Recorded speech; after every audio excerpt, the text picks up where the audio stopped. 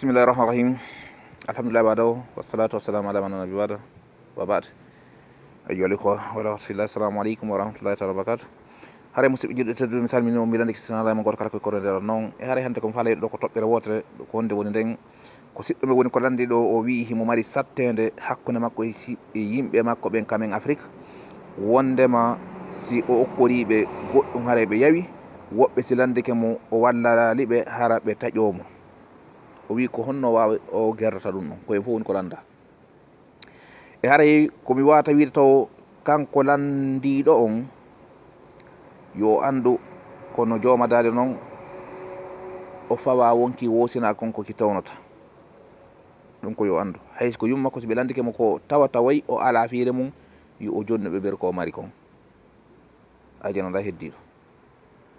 e haray kadi wonɓe landade ɓe yoɓe wattu haqqilɓe fama kadi hadise goto ñande go arino e gorko ko landi rasul sallallahu alaihi wasallam o wi nelaɗo ko honnumi wawata wadde fi yimɓe ɓe yiɗan nelal maki sele ko yimɓe ɓe jeeyi kon mana wallan okkora ñawlan ko waɗi noon ndeɗa lando neɗɗo on a anda kan kadi ko honnum o wondi e muɗum e so tawi kadi o waɗanalima haɓimo mana on haaɓi joni ko ɗum ɓuuri moƴƴude kota lando mo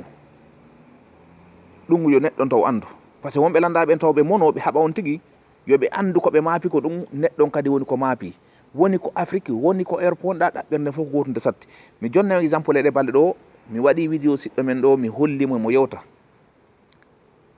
on e bandiraɓe mum ɓen ko honno wadde o itno hay simmakko on o hawki few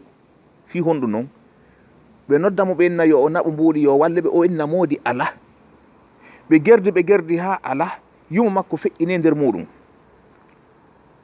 ko o mari kon o jonniɓe ɓe hoolaki wondema hi o ala ko honnum o sakkitori ko ittugol sim makko on o hawka komin yiidi hayde o jogaki sim few ko ɗo min wallitimo ha heeɓi paasi ko feƴƴira kadi o yaara leydi goo musidɓe ɗum ɗo ko nene goto makko e makko bandiraɓe makko kadi o waddi ɗum ɗo wona janan yo yimɓe ɓen faamu Afrique Europe Amérique ɗaɓɓerne fof ko gotum de satti si a wi Fouta Dialo a ari Conakry ɗaɓɓere si a heɓani ɗon ya andu kadi oɗo Conakry on ari Europe ɗaɓɓere on yo andu ko noon kan kadi woni o ala heɓirde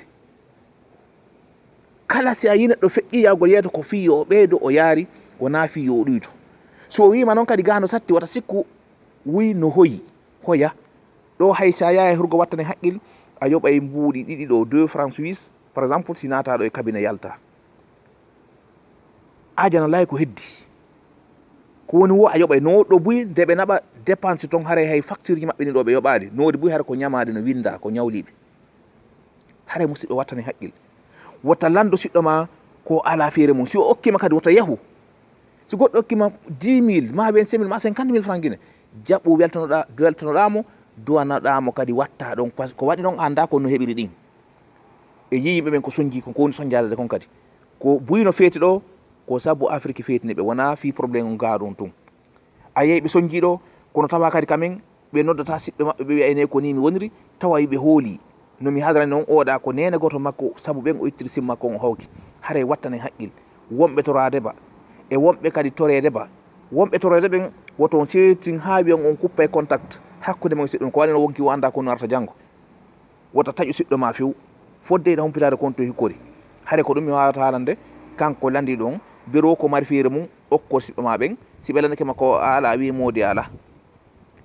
si ɓe wi walla yeytoɓe toon mi heeɓi mi waɗata toon kono nini wona mi jogaki few haray wona ya taƴoɓe ko waɗi noon ko yewɗen ɗo kon wonki anda ko no arta janggo haray ko ɗo womi hattude hannde musidɓe julɓe tedduɓe haray koyen wattu haqqille e landagol service ji yen andu ko satti toon ko ɗum sattiga assalamu aleykum